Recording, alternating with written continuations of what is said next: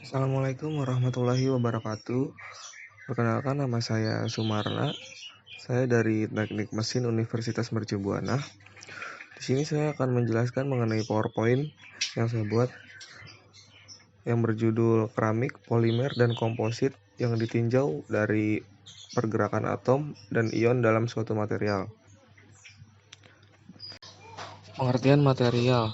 Material adalah sesuatu yang disusun atau dibuat oleh bahan. Material digunakan untuk transportasi hingga makanan. Dalam mempelajari suatu material, terdapat dua istilah yang sering digunakan, yaitu ilmu material dan rekayasa material. Ilmu material adalah ilmu pengetahuan yang mempelajari eksplorasi karakteristik pengetahuan tentang struktur dari suatu material, sehingga bisa diketahui sifat mekanik, elektrik, fisik, dan lain-lain. Sedangkan rekayasa material mempelajari dasar hubungan antara struktur dan sifat suatu bahan, kemudian memanfaatkannya untuk mendesain struktur bahan yang memiliki sifat-sifat yang diinginkan. Di sini sifat-sifat material terdiri dari 7 sifat. Yang pertama sifat fisik, yang kedua sifat kimia, yang ketiga sifat psikosemikal, yang keempat sifat termal, yang kelima sifat akustik, yang keenam sifat elektrik, magnet, dan optik, dan yang terakhir sifat mekanik. Untuk wujud bahan teknik adalah suatu unsur atau zat yang berbentuk padat, cair, atau gas yang digunakan untuk kebutuhan keperluan dunia, teknik, atau industri. Berdasarkan wujudnya, bahan teknik dibedakan menjadi 3. Yang pertama padat. Bentuknya masif, relatif tetap, ikatan kuat. Contohnya logam, keramik, plastik, kaca, karet, kayu, dan lain-lain. Yang kedua, cair, bentuknya mengikuti bejana, ikatan lemah, contohnya pelumas, air, bensin, solar, dan lain-lain. Dan yang ketiga, gas, bentuknya mengikuti bejana, tidak terlihat, contohnya oksigen, CO2, asetilin, hidrogen, dan lain-lain. Logam merupakan material yang oleh satu atau lebih unsur logam, misalnya besi, aluminium, tembaga, titanium, emas, dan nikel. Dan juga sering kali mengandung unsur non-logam, misalnya karbon, nitrogen, dan oksigen, dalam jumlah yang relatif kecil. Atom-atom pada logam dan panduannya mempunyai ciri-ciri, yaitu tersusun secara sangat teratur. Dan apabila dibandingkan dengan keramik dan polimer, susunan antara atom-atomnya cenderung lebih rapat. Karakteristik susunan antara atomnya yang ini sangat khas. Kemudian disebut sebagai ikatan logam. Material logam memiliki nilai elektron bebas yang tinggi, di mana berarti terdapat sejumlah besar elektron yang tidak terkait pada inti atom, sehingga bisa bergerak bebas. Karena ikatan pada atom-atom sangat kuat, maka hal ini mengakibatkan titik lelah dan titik didih logam sangat tinggi.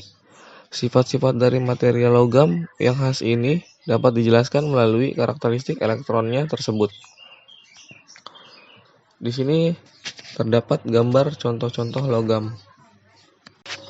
Karakteristik struktur logam. Karakteristik logam ini dipelajari dari struktur elektronnya, atau dengan kata lain dari pemahaman struktur atom-atom yang membentuknya. Berikut ini karakteristik dari struktur logam murni. Ion logam berukuran relatif kecil dengan diameter sekitar 0,2 mm. Ion-ion sejenis ini dalam logam padat murni tertumpuk bersama secara teratur, dan sebagian besar logam tertumpuk secara kolektif. Ion-ion menempati volume minimum. Logam umumnya berbentuk kristal dan penumpukan ionnya tertutup dan terbuka. Susunan atomnya dapat ditentukan dan dinyatakan berdasarkan bentuk struktur selnya. Selain itu, ikatan metalik tidak bergantung pada arah. Struktur kristal logam seperti bahan lainnya terdiri dari susunan atom-atom. Untuk lebih memudahkan pengertiannya, maka dapat dikatakan bahwa atom-atom dalam kristal logam tersusun secara teratur dan susunan atom-atom tersebut menentukan struktur kristal dari logam. Susunan dari atom-atom tersebut disebut sel unit. Kebanyakan bahan logam mempunyai 3 struktur kristal. Yang pertama ada phase centered kubik, yang kedua body centered kubik, yang ketiga hexagonal closed packet. Struktur mikro logam merupakan penggabungan dari suatu atau lebih struktur kristal. Pada umumnya logam terdiri dari banyak kristal majemuk, walaupun ada di antaranya yang hanya terdiri dari satu kristal saja atau tunggal. Tetapi logam dengan kristal majemuk memungkinkan pengembangan berbagai sifat-sifat yang dapat memperluasnya di ruangan lingkup. Dalam logam, kristal sering disebut sebagai butiran. Batas pemisah antara dua kristal tersebut sebagai batas butir atau grain boundary. Sifat logam. Logam sendiri adalah suatu unsur yang mempunyai sifat-sifat seperti kuat, liat, keras, mengilat, dan mengantar listrik dan panas. Polimer ialah senyawa molekul besar berbentuk rantai atau jaringan yang tersusun dari campuran ribuan sampai jutaan unit pembangunan yang berulang. Plastik pembungkus, botol plastik, styrofoam, nilon, dan pipa paralon tergantung material yang dinamakan polimer. Sifat-sifat polimer yakni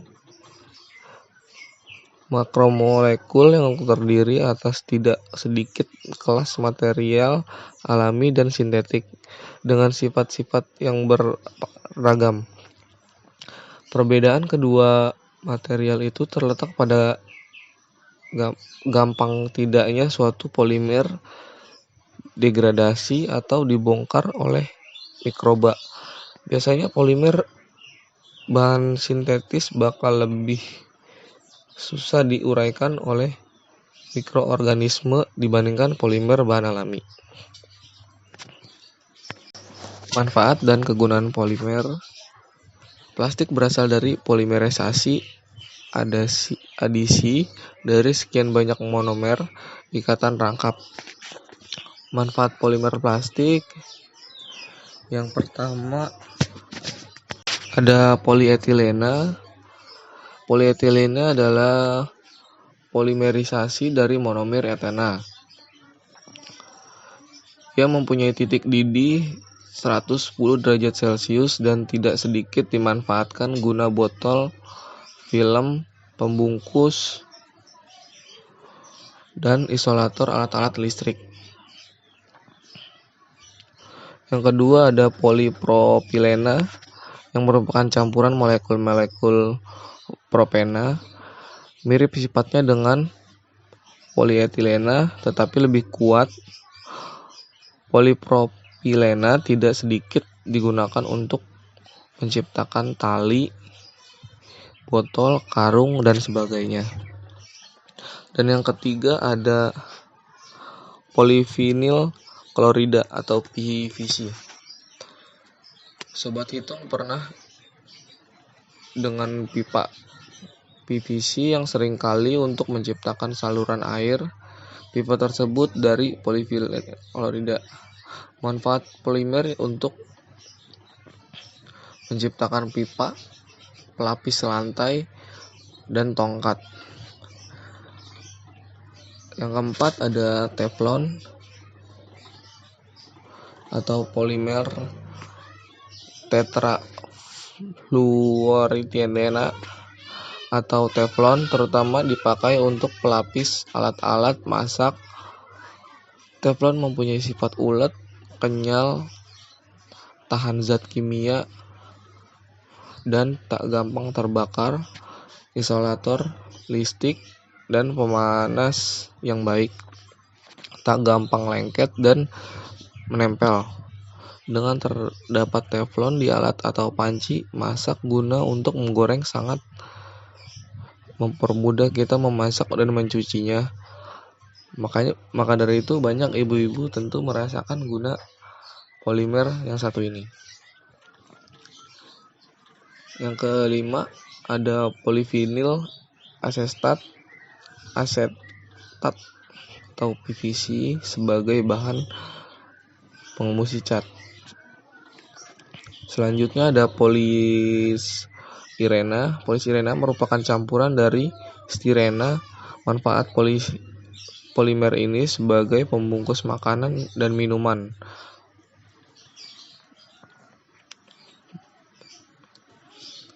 Yang terakhir ada polimetil metakrilat.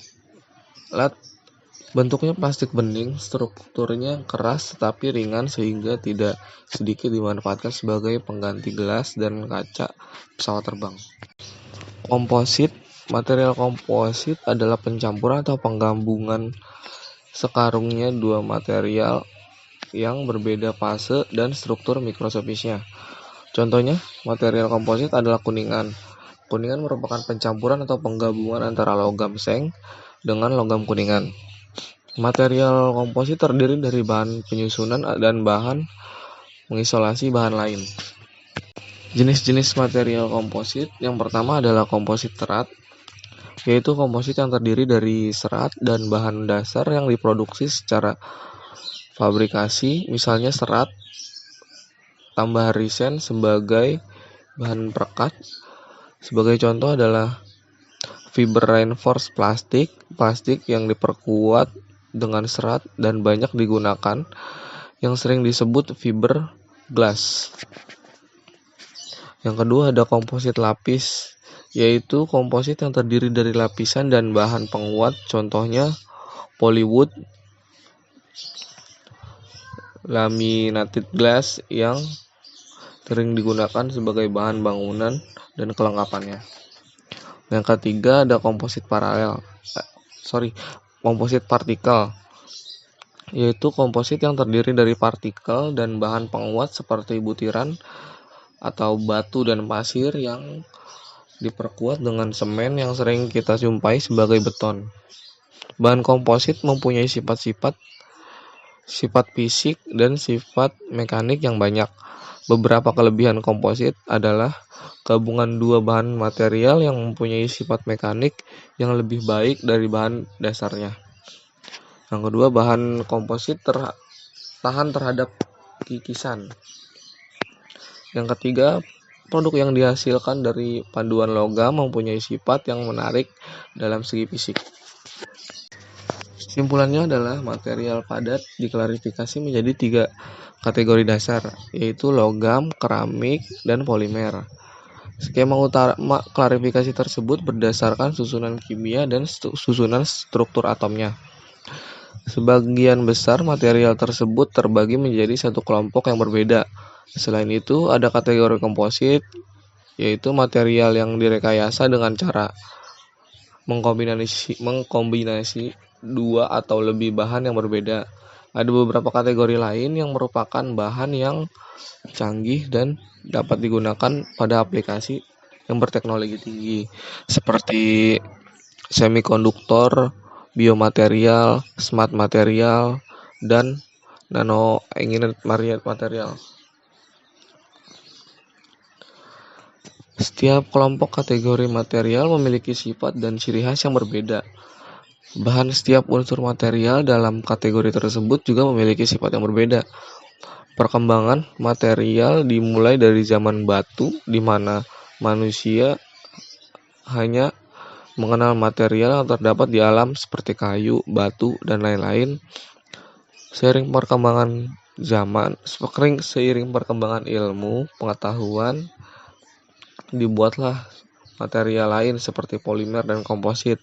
Dengan memahami sifat-sifat material dan memperhitungkan berbagai aspek kriteria yang cocok, seorang insinyur atau ilmuwan untuk menciptakan produk yang baik dan tepat. Untuk saran, nenek moyang kita sangat terkenal dengan ilmu material tekniknya. Indonesia terkenal memproduksi keris, pedang, dan pusaka-pusaka sejarah lainnya yang mengandung 7 macam unsur di dalamnya, bahkan mengalahkan pedang samurai dari Jepang. Namun seiring zaman, minat kita terhadap ilmu budaya nenek moyang kita semakin luntur. Ilmu logam Indonesia yang terkenal dari zaman dulu pun menjadi luntur. Oleh karena itu, kita perlu melihat kembali budaya leluhur bangsa kita yang mempelajarinya lebih dalam, serta perlu melakukan lebih banyak riset mendalam mengenai ilmu yang kita pelajari ini. Tidak hanya itu, perlu adanya pengenalan sejak dini kepada anak bangsa mengenai proses pembentukan sebuah pedang atau keris misalnya. Jika ada tur langsung akan sangat menarik. Mungkin sekian presentasi dari saya. Apabila ada salah-salah kata, mohon dimaafkan. Wassalamualaikum warahmatullahi wabarakatuh.